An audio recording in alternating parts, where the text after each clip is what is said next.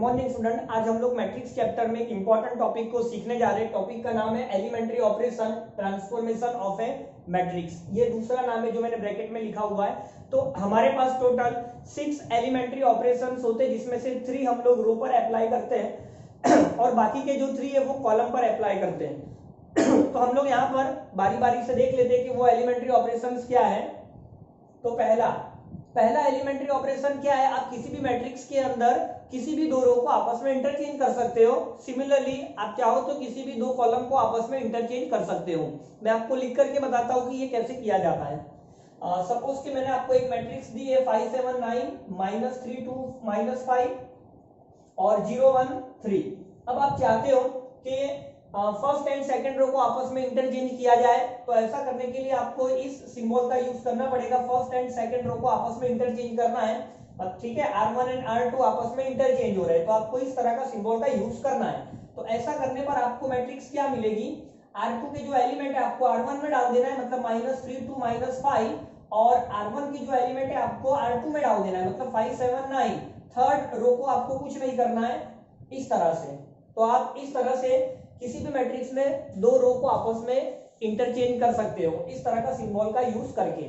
आप चाहो तो कॉलम में भी ऑपरेशन अप्लाई कर सकते हो। सपोज कि आप चाहते हो कि कॉलम 2 एंड कॉलम 3 को आपस में इंटरचेंज किया जाए, तो ऐसा करने के लिए आपको इस सिंबल का यूज करना है, ठीक है। इसका मतलब होता है कि C2 एंड C3 दोनों आपस में इंटरचेंज हो रहा है। तो ऐसा करने पर क्या होगा, तो ये आपका कॉलम 2 था, ये आपका कॉलम 3 था, दोनों को इंटरचेंज करना है, मतलब 9 - 5 3 आपका सेकंड कॉलम में आएगा, और ये जो 7 2 1 है वो आपका थर्ड कॉलम में जाएगा। यहाँ पर जो फर्स्ट कॉलम है 5 - 3 0, इसको आपको एज इट इज रहने देना है।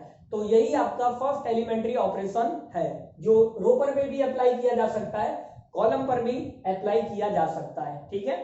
अब इसके बाद हम लोग सेकंड एलिमेंट्री ऑपरेशन देखते हैं। चलिए, सेकंड एलिमेंट्री ऑपरेशन में क्या होता है कि आप किसी भी रो के सारे एलिमेंट्स को किसी नॉन जीरो नंबर से मल्टीप्लाई कर सकते हो। सिमिलरली आप चाहो तो आप कॉलम में किसी कॉलम के सारे एलिमेंट्स को किसी नॉन जीरो नंबर से मल्टीप्लाई कर सकते हो। जैसे आप चाहते हो कि मैं कॉलम 3 के सारे एलिमेंट को 4 से मल्टीप्लाई कर दूं, तो ऐसा करने के लिए मुझे सिंबल में कैसे लिखना पड़ेगा, R3 इंप्लाइज किससे मल्टीप्लाई करना है, कोई भी नॉन जीरो नंबर से आप मल्टीप्लाई कर सकते हो। सपोज कि मुझे 4 से मल्टीप्लाई करना था, तो मैं लिखूंगा 4R3। तो ऐसा करने पर जो न्यू मैट्रिक्स बनेगी वो हम लोग कैसे लिखेंगे, फर्स्ट एंड सेकंड रो को आपको कुछ नहीं करना है, वो एज इट इज रहेगा। R3 के सारे एलिमेंट को 4 से मल्टीप्लाई कर दो, तो ये आपका 0, ये आपका 4, और ये 4 3 आपका 12। सिमिलरली अगर आप चाहो तो ये ऑपरेशन आप कॉलम में भी अप्लाई कर सकते हो। मान लो कि आप चाहते हो कि आप कॉलम 2 के सारे एलिमेंट को 5 से मल्टीप्लाई करना चाहते हो, तो ऐसा करने पर नई मैट्रिक्स आपकी क्या होगी, तो कॉलम 1 के अंदर आपको कुछ नहीं करना है, कॉलम 2 में आपको 5 का मल्टीप्लाई करना है। तो 5 7 जा 35, 5 2 जा 10, 5 1 जा 5। कॉलम 3 को भी आपको कुछ नहीं करना है, मतलब 9 - 5 3, ये एज इट इज ही रहेगा। तो आई होप कि आपको सेकंड एलिमेंट्री ऑपरेशन भी समझ में आ गया होगा। अब हम लोग third and last elementary operation के बारे में सीखेंगे कि वो रो एंड कॉलम पर कैसे अप्लाई किया जाता है। आप पहले इतना नोट कर लीजिए। चलिए, अब हम लोग बात करेंगे थर्ड एलिमेंट्री ऑपरेशन की। तो सपोज के आपको मैंने एक मैट्रिक्स दे दी है 1 2 5 4 -1 2 3 9 1। अब यहां पर क्या होता है, थर्ड एलिमेंट्री ऑपरेशन क्या है कि आप किसी रो के सारे एलिमेंट को किसी नॉन जीरो नंबर से मल्टीप्लाई करके किसी दूसरे रो के करेस्पॉन्डिंग एलिमेंट में प्लस कर सकते हो। ऐसा ही आप कॉलम के केस में भी कर सकते हो। मेरा कहने का मतलब क्या है कि सपोज कि मैंने आपको ऐसा लिख दिया R1 इंप्लाइज R1 + 2R2, तो इसका क्या मतलब होता है कि आप रो 2 के सारे एलिमेंट को 2 से मल्टीप्लाई करने के बाद रो 1 में ऐड कर रहे हो। कहने का मतलब कि आप R1 को चेंज कर रहे हो। समझ में आया कि नहीं। तो यहां पर कि ये ऑपरेशन लगाने के बाद आपकी मैट्रिक्स कैसे दिखेगी, तो सबसे पहले आप R2 को 2 से मल्टीप्लाई करना है, और ये जो एडिशन है R1 R2 में वो करेस्पॉन्डिंग एलिमेंट्स में ऐड करना है। मतलब कि आप इस 4 को 2 से मल्टीप्लाई करके 1 में डालोगे तो 2 4 जा 8, 8 प्लस 1 हो गया 9।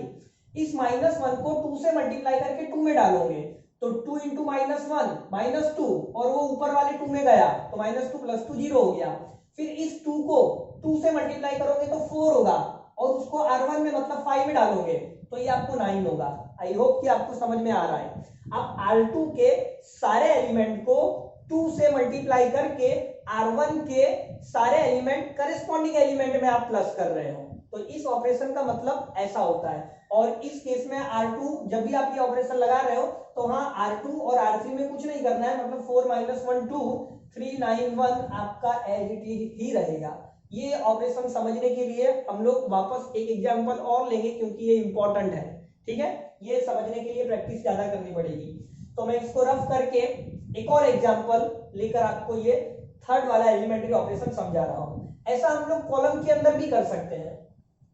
चलिए अब आप ध्यान से देखिए, मैंने यहां पर लिखा R2 implies R2 plus 3R3 तो इसका मतलब क्या होता है कि आप R3 के सारे एलिमेंट को 3 से मल्टीप्लाई करके R2 के करेस्पॉन्डिंग एलिमेंट में प्लस कर रहे हो। देखो ये ऑपरेशन अप्लाई कर रहे हैं हम लोग। तो ऐसा करने के बाद मैट्रिक्स आपकी कैसी दिखेगी, ध्यान से देखना। सबसे पहले तो जो चेंज हो रहा है वो R2 में हो रहा है, तो R1 और R3 को आपको कुछ नहीं करना है, मतलब ये 1 2 5 और 3 9 1 इसको आप कुछ नहीं करेंगे। अब R2 में क्या चेंज करना है, देखो R3 को 3 का मल्टीप्लाई करना है, मतलब 3 को 3 का मल्टीप्लाई किया तो 3 3 जा 9 हुआ। अब इसको R2 में मतलब 4 में ऐड करना है तो 9 + 4 आपका 13 हुआ। समझ रहे हो ना आप। अब R3 को 3 का मल्टीप्लाई करना है, मतलब 9 को 3 का मल्टीप्लाई करना है तो वो 27 हुआ। R2 मतलब -1 में डालना है तो 26 हुआ। फिर से R3 को 3 का मल्टीप्लाई करना है तो आप 1 को 3 का मल्टीप्लाई करेंगे तो 3 होगा। फिर उसको R2 में डालना है, मतलब 2 में डालना है तो 3 + 2 5 होगा। समझ में आया। R3 × 3 मतलब 1 × 3।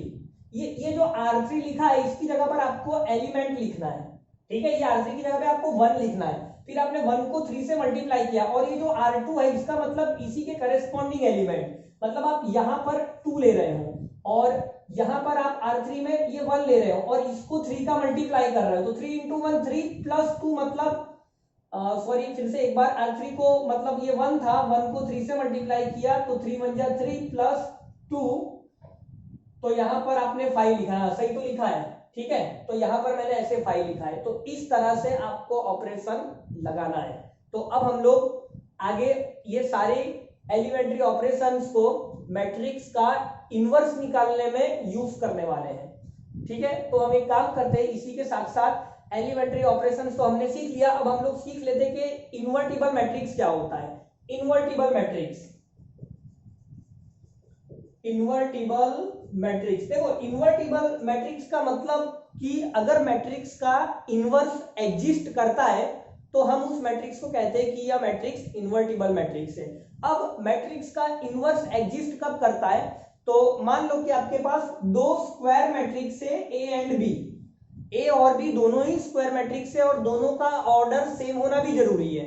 मतलब ए और बी या तो दोनों 2/2 होगा या तो दोनों 3/3 होगा। आपके सिलेबस में यहीं तक है, आप कॉलेज में जाओगे तो 4/4 भी आने वाला है, लेकिन यहाँ पर 12th में ओनली 2/2 एंड 3/3 तक ही सीमित है। तो ए और बी दोनों सेम ऑर्डर के स्क्वायर मैट्रिक्स हैं। तो जब भी आपको A B equal to B A equal to I मिलेगा तो हम लोग कहेंगे कि दोनों ही मैट्रिक्स इन्वर्टिबल मैट्रिक्स है और दोनों ही एक दूसरे के इनवर्स है, दोनों ही एक दूसरे के इनवर्स है, ठीक है। तो यहां पर हम लोग एलिमेंट्री ऑपरेशंस का यूज करके किसी भी मैट्रिक्स का इनवर्स कैसे निकालते हैं वो सीखने वाले हैं। तो आप ये वीडियो अच्छे से देख लो और नोटबुक में आप नोट कर लीजिए। अब हम लोग क्वेश्चन सॉल्व करना शुरू करेंगे।